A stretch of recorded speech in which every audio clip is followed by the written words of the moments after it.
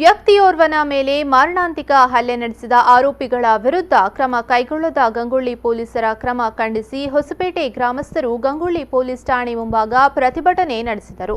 ಹಲ್ಲೆಗೊಳಗಾದ ವ್ಯಕ್ತಿಗೆ ನ್ಯಾಯ ದೊರಕಿಸಿಕೊಡುವುದನ್ನು ಬಿಟ್ಟು ಆರೋಪಿಗಳ ಪರ ಪೊಲೀಸರು ನಿಂತಿರುವುದನ್ನು ಖಂಡಿಸಿದ ಗಂಗೊಳ್ಳಿ ಪೊಲೀಸ್ ಠಾಣೆಯ ಮುಂಭಾಗದಲ್ಲಿ ನೆರೆದಿದ್ದ ನೂರಾರು ಹೊಸಪೇಟೆ ಗ್ರಾಮಸ್ಥರು ನ್ಯಾಯ ಒದಗಿಸುವಂತೆ ಒತ್ತಾಯಿಸಿದರು.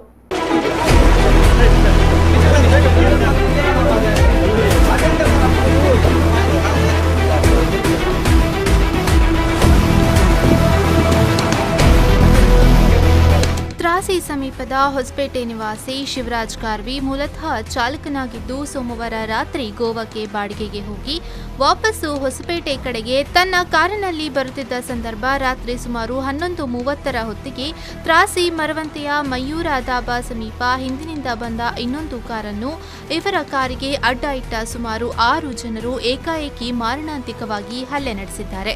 ಇದೇ ಸಂದರ್ಭ ಸ್ಥಳಕ್ಕೆ ಧಾವಿಸಿದ ಸ್ಥಳೀಯರು ಹಾಗೂ ಶಿವರಾಜ್ ಕಾರ್ವಿ ಅವರ ಸಹೋದರ ವಿಶ್ವನಾಥ ಕಾರ್ವಿ ಅವರ ಮೇಲೆ ಹಲ್ಲೆ ನಡೆಸಿದ ಇಬ್ಬರು ಆರೋಪಿಗಳಾದ ರವಿ ಶೆಟ್ಟಿ ಹಾಗೂ ಶಿವರಾಜ್ ಶೆಟ್ಟಿ ಎಂಬುವವರನ್ನು ಹಿಡಿದು ಗಂಗೊಳ್ಳಿ ಪೊಲೀಸರಿಗೆ ಒಪ್ಪಿಸಿದ್ದಾರೆ ಎನ್ನಲಾಗಿದೆ. ಉಳಿದ 4 ಆರೋಪಿಗಳು ಪರಾರಿಯಾಗಿದ್ದು ಈ ಪೈಕಿ ಓರ್ವನನ್ನು ಅಂಕಿತ್ ಶೆಟ್ಟಿ ಎಂದು ಗುರುತಿಸಲಾಗಿದೆ.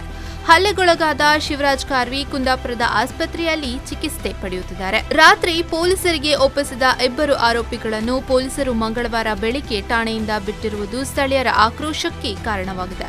ಯಾವುದೇ ಕಾರಣ ಇಲ್ಲದೆ ಏಕಾಏಕಿ ಕಾರನ್ನು ಅಡ್ಡಗಟ್ಟಿ ಹಲ್ಲೆ ನಡೆಸಿದ ಆರೋಪಿಗಳ ವಿರುದ್ಧ ಪ್ರಕರಣ ದಾಖಲಿಸಿ ಬಂಧಿಸುವುದನ್ನು ಬಿಟ್ಟು ಪೊಲೀಸರ ವಶಕ್ಕೆ ಒಪ್ಪಿಸಿದ ಇಬ್ಬರು ಆರೋಪಿಗಳನ್ನು ಠಾಣೆಯಿಂದ ಬಿಟ್ಟು ಕಳುಹಿಸಲಾಗಿದೆ. ಈ ಬಗ್ಗೆ ಠಾಣೆಯ ಉಪನಿರೀಕ್ಷಕರು ಆರೋಪಿಗಳ ಪರ ವಕಾಲತ್ತು ವಹಿಸಿ ಮಾತನಾಡುತ್ತಿದ್ದಾರೆ.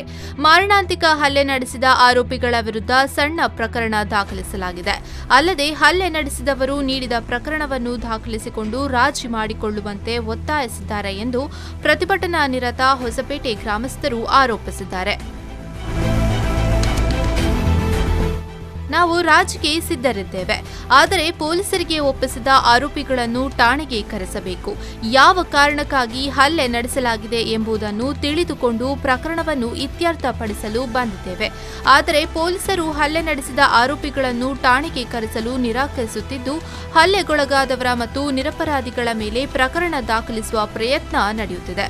ಇದನ್ನು ಯಾವುದೇ ಕಾರಣಕ್ಕೂ ಒಪ್ಪುವುದಿಲ್ಲ. ನ್ಯಾಯ ಸಿಗುವವರೆಗೆ ಹೋರಾಟ ನಡೆಸುವುದಾಗಿ ಪ್ರತಿಭಟನಾ ನಿರತರು ಹೇಳಿದರು.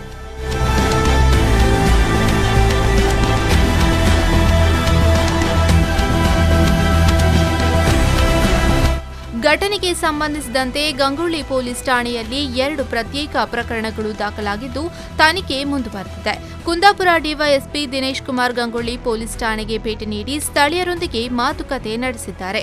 ತಾಲೂಕು ಪಂಚಾಯತ್ ಸದಸ್ಯರಾದ ನಾರಾಯಣ ಕೆ ಗುಜ್ಜಾಡಿ, ಸುರೇಂದ್ರ ಕಾರ್ವಿ ಗಂಗೊಳ್ಳಿ, ಬೈಂದೂರು ಮಂಡಲ ಬಿಜೆಪಿ ಅಧ್ಯಕ್ಷ ಸದಾನಂದ ಉಪ್ಪಿನಕುದ್ರು, ಗುಜ್ಜಾಡಿ ಗ್ರಾಮ ಪಂಚಾಯಿತಿ ಅಧ್ಯಕ್ಷ ಹರೀಶ ಮೇಸ್ತಾ, ತ್ರಾಸಿ ಗ್ರಾಮ ಪಂಚಾಯಿತಿ ಸದಸ್ಯ ರವೀಂದ್ರ ಕಾರ್ವಿ ಮತ್ತಿತರರು ಉಪಸ್ಥಿತರಿದ್ದರು.